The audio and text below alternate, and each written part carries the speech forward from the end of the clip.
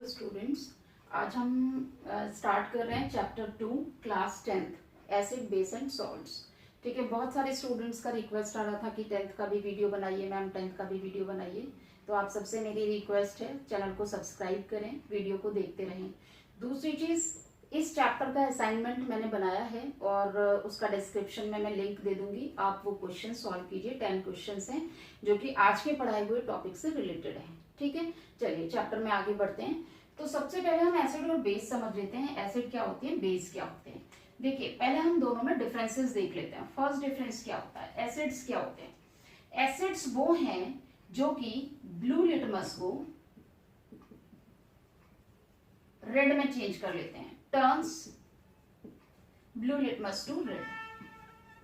और इसका ऑपोजिट होता है बेसिस का। बेसिस क्या करते हैं, turn red litmus to blue. तो ये बहुत आसान है, आप सबको पता है, स्टार्टिंग से पढ़ते आ रहे हो, 7th में भी आपने पढ़ा था। दूसरी चीज क्या होती है, अगर एसिड्स को when acids dissolve in water they release H+ ion. ठीक है, और जबकि बेसिस क्या रिलीज करते हैं, OH- आयंस को रिलीज करते हैं। ये बहुत इंपॉर्टेंट है, सबसे ज्यादा सबसे बड़ा डिफरेंस जो दोनों में है। पानी में एसिड्स को डिसॉल्व करोगे तो H+ आयन को रिलीज करेंगे, वाटर में अगर बेसिस को डिसॉल्व करोगे तो OH- आयन रिलीज करेंगे। दूसरी चीज, एसिड्स ब्लू लिटमस को रेड कर देते हैं और बेसिस रेड लिटमस को ब्लू। अब बहुत सारे बच्चों को कभी कभी कंफ्यूजन हो जाता है जब क्वेश्चन आता है कि एसिड ब्लू को रेड में करते हैं या बेस ब्लू को रेड में करते हैं। देखिए, इसको याद करने का तरीका, A-B, ए के बाद डायरेक्टली बी आता है, ABC। तो हमें याद रखना है एसिड्स जो है, A फॉर एसिड, एसिड्स हमेशा ब्लू को रेड में टर्न करेंगे। एसिड्स हमेशा ब्लू को रेड में टर्न करते हैं। बेसिस इसका उल्टा करेंगे, यानी रेड टू ब्लू। क्लियर, हमेशा याद रहेगा, आप इसे नहीं भूलेंगे। तो ये एक तरीका है, ठीक है, याद रखने का। तीसरा चीज क्या है कि एसिड्स जो है वो सॉर इन टेस्ट होते हैं, यानी कि टेस्ट में खट्टे होते हैं, जबकि बेस कैसे होते हैं, बिटर इन टेस्ट। बिटर समझते हैं आप, बिटर मीन्स कड़वा। तो ये टेस्ट में बिटर होते हैं, ये टेस्ट में सॉर होते हैं।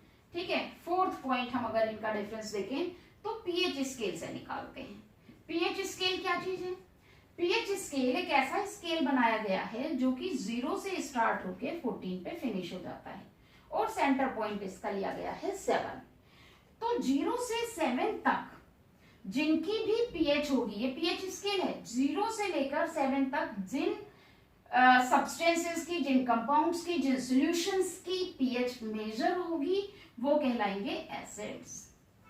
और जिनकी 7 से 14 के बीच में पीएच आएगी वो कहलाते हैं बेस।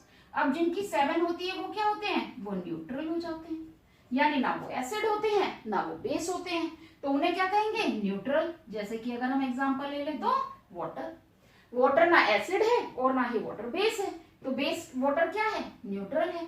तो अगर 7 से, इसीलिए वाटर की पीएच कितनी होती है, 7 से नीचे पीएच है तो एसिड कहलाएगा, 7 से ऊपर पीएच है तो बेस कहलाएगा। एक इंपॉर्टेंट चीज, दूसरी इंपॉर्टेंट चीज यहां पर यह है कि जितना इधर की तरफ बढ़ता जाएगा, यानी कि जितनी कम पीएच होती चली जाएगी उतना ही ज्यादा स्ट्रॉन्ग एसिड होगा। मान लीजिए किसी की पीएच है 6 और किसी की पीएच है 4, तो दोनों में से कौन ज्यादा स्ट्रॉन्ग होगा, 4 पीएच वाला। तो इस तरह से जिसकी पीएच कम वो ज्यादा स्ट्रॉन्ग। इसी तरह से बेस में जिसकी पीएच जितनी ज्यादा होगी, जैसे किसी की पीएच 13 है, किसी की पीएच 10 है, तो कौन स्ट्रॉन्ग बेस हुआ, स्ट्रॉन्ग बेस हो जाएगा 13 वाला, स्ट्रॉन्ग बेस। समझ में आ रहा है आपके। तो इस तरीके से आप समझिए, पीएच स्केल एक स्केल है जहां पर हम मेजर करते हैं कि कौन कितना बड़ा एसिड है और कौन कितना बड़ा बेस है, कितना स्ट्रॉन्ग बेस है, कितना स्ट्रॉन्ग एसिड है। तो 0 से 14 तक का स्केल होता है, 7 पे न्यूट्रल होता है, 0 से 7 के बीच में एसिड्स होते हैं और 7 से 14 के बीच में बेस होते हैं। आई होप कि आपकी समझ आ गया होगा। तो अब हम इसमें डिफरेंस कैसे देते हैं एसिड और बेस का, ये आप समझ लीजिए। हम डिफरेंस ऐसे देते हैं कि पीएच स्केल यदि पीएच स्केल 7 से कम है, 7 से कम है, ऐसे हम बताएंगे 7 से कम है पीएच स्केल तो वो क्या हो जाएगा, एसिड। और अगर पीएच स्केल ज्यादा है 7 से तो क्या हो जाएगा, बेस हो जाएगा। तो ये कुछ इंपॉर्टेंट पॉइंट्स थे जो कि एसिड और बेस में डिफरेंस में हम स्टडी कर सकते हैं। अब इसके बाद हम बताते हैं कुछ सिमिलरिटीज भी हैं दोनों में। एसिड बेस वैसे बहुत बिल्कुल एक दूसरे के ऑपोजिट हैं, लेकिन फिर भी इनमें कुछ सिमिलरिटीज हैं। देख लेते हैं क्या सिमिलरिटीज हैं। देखिए सबसे पहली सिमिलरिटी है कि both acid and bases both when dissolved in water, तो ये क्या रिलीज करते हैं, दे रिलीज आयंस, वो आयंस रिलीज करते हैं। जैसे एग्जांपल ले लेते हैं, मान लीजिए NaOH है, NaOH बेस होता है, ठीक है। अगर इसे वाटर में डिसॉल्व करोगे तो ये Na प्लस और प्लस OH माइनस में चला जाता है, क्योंकि हमने अभी बताया बेस वाटर में डिसॉल्व होके OH माइनस देते हैं। अब OH माइनस देंगे तो Na प्लस अलग हो जाएगा, तो ये आयंस में क्या हो गया, रिलीज कर देते हैं, आयंस रिलीज कर देते हैं, आयंस में ब्रेक हो जाते हैं।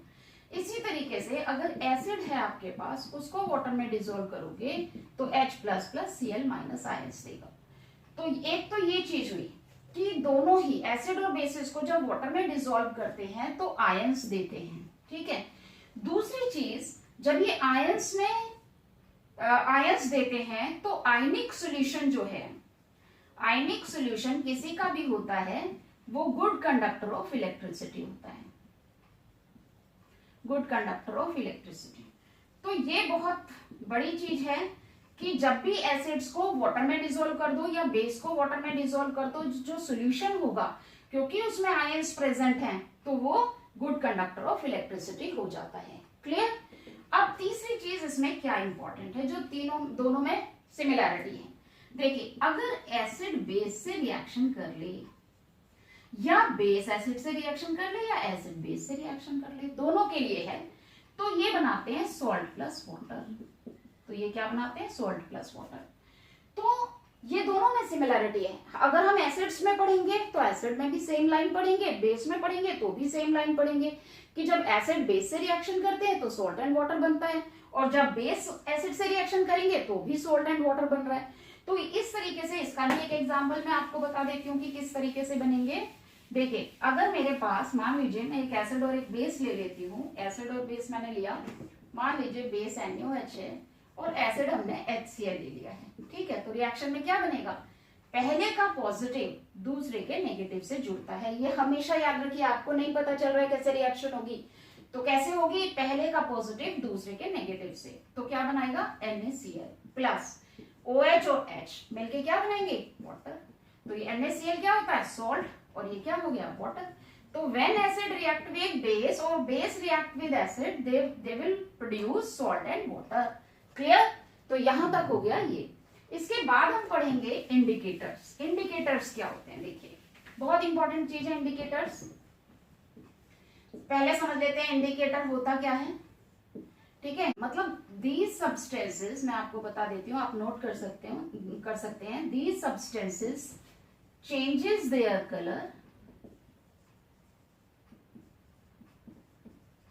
in acidic और बेसिक मीडियम। तो ये इसकी डेफिनेशन है। देखिए ये डेफिनेशन है, these substances changes their color, इनका खुद का कलर बदल जाता है अगर इन्हें एसिडिक या बेसिक मीडियम में रखते हैं। अब देखिए कैसे कलर चेंज होगा, जैसे यहाँ पर मैं बता देती हूँ कौन कौन से होते हैं इंडिकेटर्स। जैसे देखिए मान लीजिए लिटमस पेपर, आपने लैब में देखा होगा अगर आपको कभी प्रैक्टिकल कराया गया हो, एक रेड लिटमस पेपर होता है और एक ब्लू लिटमस पेपर होता है, ठीक है। और रेड लिटमस सॉल्यूशन और ब्लू लिटमस सॉल्यूशंस भी होते हैं, ठीक।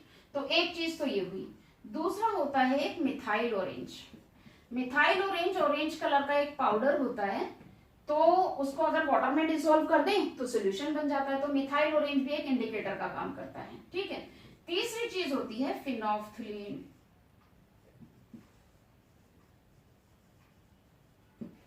तो फिनोल्फ्थलीन का क्या होता है, अब देखिए हम देख लेते हैं अगर रेड लिटमस है या ब्लू लिटमस है तो ये कैसे कलर करेंगे, किस तरीके से चेंजेस करेंगे। अगर हमारे पास एसिडिक सॉल्यूशन है या बेसिक सॉल्यूशन। सबसे पहले एसिडिक सॉल्यूशन का देख लेते हैं। तो एसिड्स जो हैं वो ब्लू लिटमस को किस में कन्वर्ट कर देते हैं, रेड में कन्वर्ट कर देते हैं। अभी तो हमने पढ़ा ही है, ब्लू लिटमस को ये रेड में टर्न कर देते हैं एसिड्स। दूसरी चीज, अगर मिथाइल ऑरेंज है हमारे पास, मान लीजिए हमारे पास कुछ नहीं है, केवल मिथाइल ऑरेंज है, अब हम कैसे पता करें हमारे पास एसिड है या बेसिक। तो मिथाइल ऑरेंज का कलर एसिडिक मीडियम में हो जाता है red. Methyl orange changes its colour to red, कब, इन एसिडिक मीडियम। तीसरी चीज फिनोफ्थलीन,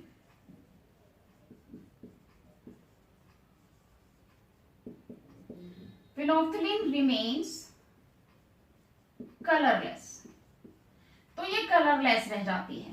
एसिडिक मीडियम है तो फिनोफ्थलीन कलरलेस रह जाती है। क्लियर बात आ रही है समझ में? बहुत तीनों पॉइंट बहुत इंपॉर्टेंट है, आप समझिए इनको। एसिड जो है ब्लू लिटमस को रेड में कन्वर्ट कर देते हैं, मिथाइल ऑरेंज का कलर एसिडिक मीडियम में रेड हो जाता है और फिनोफ्थलीन कलरलेस रह जाती है। तो क्वेश्चन किसी भी तरह से आ जा सकता है, क्योंकि एमसीक्यू के क्वेश्चन आने हैं, पूछ सकते हैं फिनोफ्थलीन का कलर एसिडिक मीडियम में कैसा होगा, नीचे दे देंगे सारे 3-4 कलर और आपको एक पे टिक करना होगा। तो इसी तरीके से आपको समझना है। अब हम समझ लेते हैं बेस।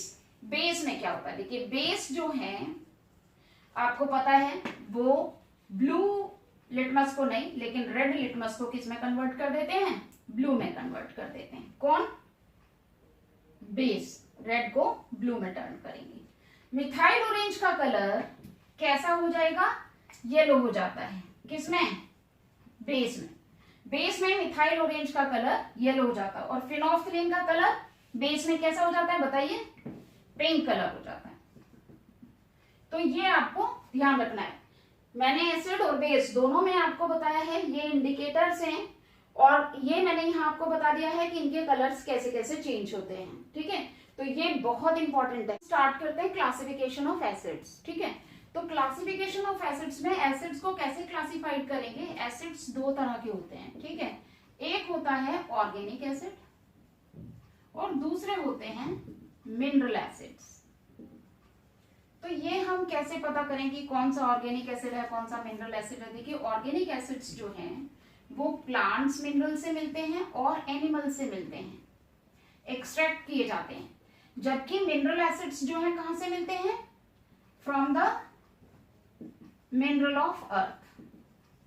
ये अर्थ के जो मिनरल्स होते हैं वहां से प्राप्त करते हैं हम, वहां से हमें मिलते हैं और ये प्लांट से और एनिमल से मिलते हैं। ठीक है, अब यहां जैसे हम एग्जांपल देख सकते हैं प्लांट से कैसे मिल सकते हैं। सिट्रिक एसिड मिलता है, एसिटिक एसिड मिलता है, ठीक है, सिट्रिक एसिड है, एसिटिक एसिड है, लैक्टिक एसिड है। लैक्टिक एसिड अगर आपसे कोई पूछे कि मिल्क में कौन सा एसिड होता है तो कौन सा एसिड होता है, मिल्क में लैक्टिक एसिड होता है।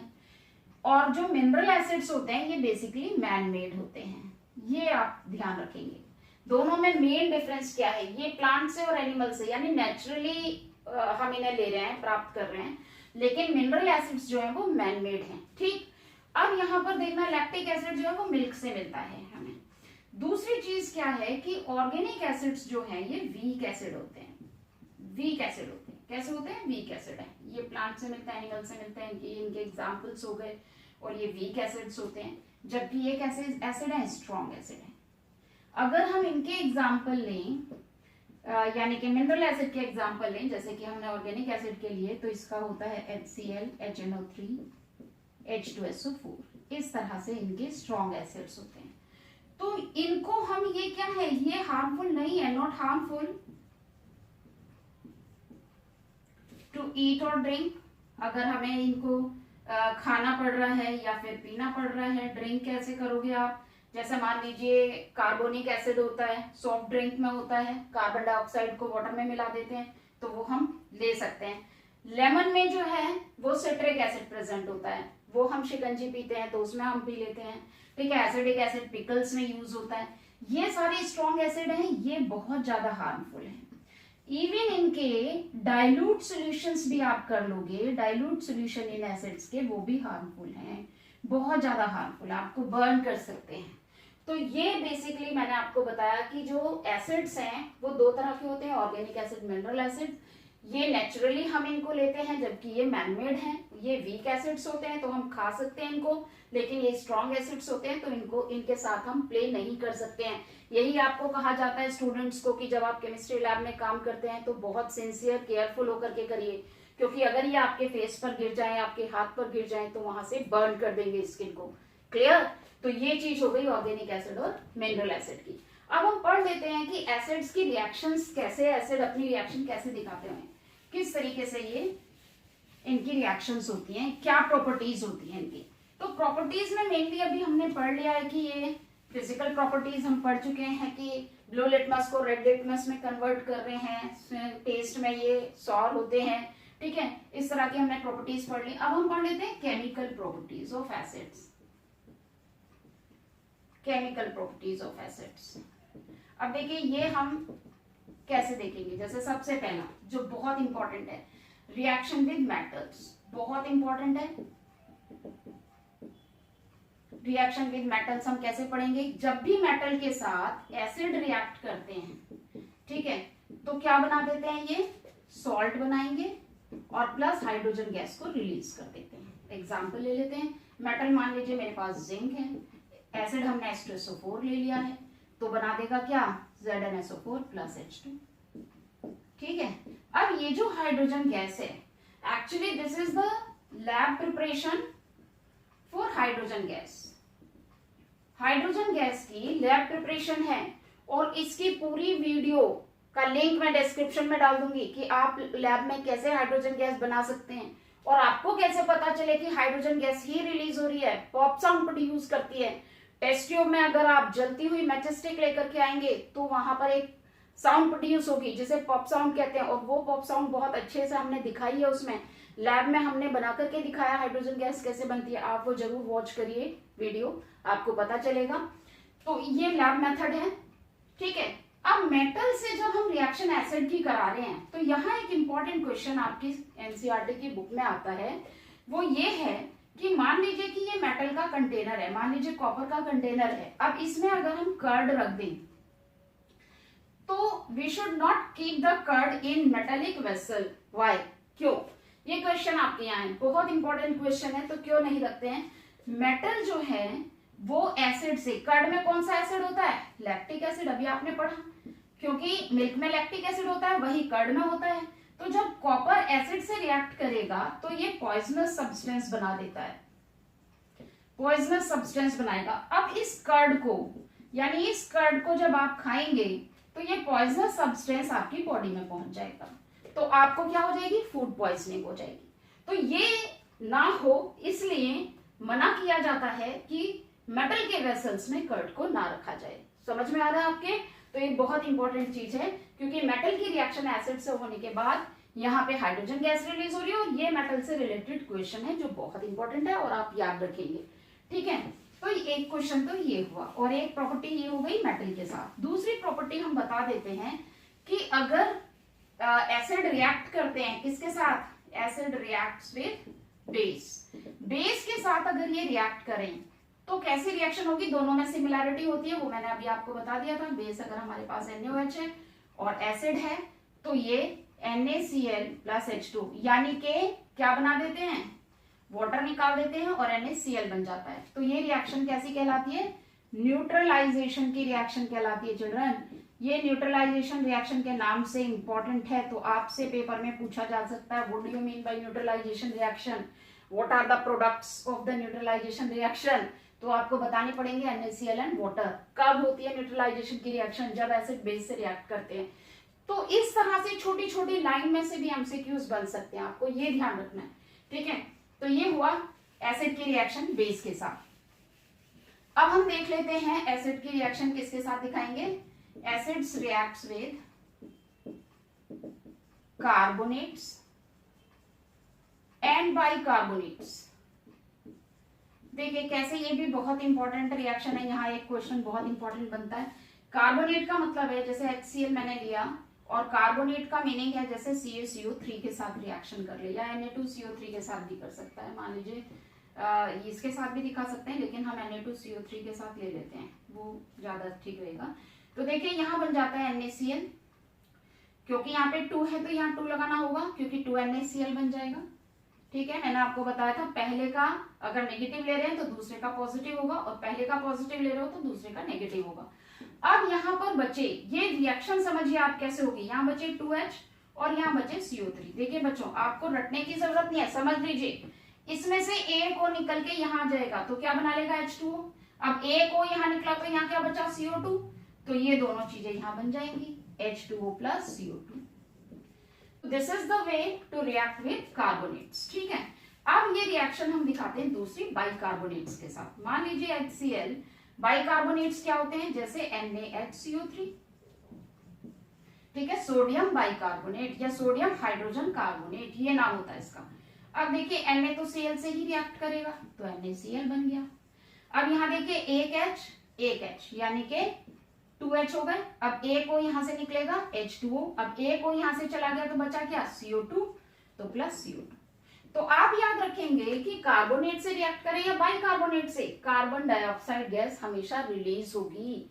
तो मेटल के साथ हाइड्रोजन गैस रिलीज होती है और कार्बोनेट और बाइकार्बोनेट्स के साथ कार्बन डाइऑक्साइड रिलीज हो रही है, ये आपको याद रखना है। क्लियर, तो ये रिएक्शन हो गई यहाँ पर। अब यहाँ क्या क्वेश्चन बनता है, यहाँ एक इंपॉर्टेंट क्वेश्चन ये बनता है कि कार्बोनेट और बाइकार्बोनेट्स के साथ जो कार्बन डाइऑक्साइड रिलीज हो रही है, इसको कैसे टेस्ट करें कि कार्बन डाइऑक्साइड ही रिलीज हो रही है, ये कैसे पता चले। तो कार्बन डाइऑक्साइड गैस को अगर लाइम वाटर में पास करा दें चिल्ड्रन, तो हमें क्या मिलता है, CaCO3। CaCO3 बन जाता है प्लस H2। देखो ये रिएक्शन कैसे हुई, CO2 प्लस Ca के साथ 2H जुड़े हुए थे। ठीक है, तो Ca की वैलेंसी होती है 2 और कार्बोनेट की भी 2 होती है, तो CO2 और एक ऑक्सीजन यहां से आकर के इसे CO3 बना देता है। CO3 -2 होता है और Ca+2 होता है, तो CaCO3 बन जाएगा और ये वाटर बन गया। क्लियर, बात क्लियर समझ आ गई। तो CaCO3 प्लस H2O। ठीक है, अब क्या होता है कि CaCO3 का कलर होता है व्हाइट। तो अगर हम कार्बन डाइऑक्साइड गैस को लाइम वाटर में पास करा रहे हैं, ठीक है, तो आपके पास व्हाइट मिल्की कलर आ जाता है। ठीक, लेकिन अगर कंटिन्यूअस इसमें आप CO2 पास कराते रहें देर तक, तब क्या होगा, ये व्हाइट कलर डिसअपियर हो जाता है। तो आपसे क्वेश्चन क्या पूछा जाता है, when we pass carbon dioxide in excess in lime water, why it's white milky colour disappears. तो ये क्वेश्चन पूछा जाता है। तो इसका क्या रीजन है, कार्बन डाइऑक्साइड को जब देर तक इसमें पास करेंगे तो व्हाइट कलर क्यों चला जाता है, उसका रीजन ये है कि कार्बन डाइऑक्साइड इससे रिएक्ट करके CaHCO3 होल ट्वाइस यानी कि कैल्शियम बाइकार्बोनेट बना देता है। ठीक है, और ये कैसा होता है, कलरलेस। ये कलरलेस होता है, इस फॉर्मूले का कोई कलर ही नहीं है, जो ये सब्सटेंस है, ये जो कंपाउंड है, इसका कोई कलर नहीं है, तो ये कलरलेस होता है। तो इस तरीके से ये व्हाइट मिल्की कलर डिसअपियर हो जाता है और ये टेस्ट 12th तक लेबोरेटरी में कराया जाता है। तो बहुत इंपॉर्टेंट है, आप इसे नोट करें और इसको याद करें। क्लियर, तो हम आगे बढ़ते हैं। ये आपकी प्रॉपर्टीज हो गई एसिड्स की। अब एक और प्रॉपर्टी हम पढ़ लेते हैं एसिड्स की, वो है मेटल ऑक्साइड के साथ। तो यहाँ पे प्रॉपर्टी का जो भी नंबर है 4, 5, acids react with metal oxides. ठीक है, तो मेटल ऑक्साइड से रिएक्ट करते हैं। जैसे सपोज करिए मैंने लिया CuO, अब इसके साथ रिएक्शन करा देते हैं HCl की।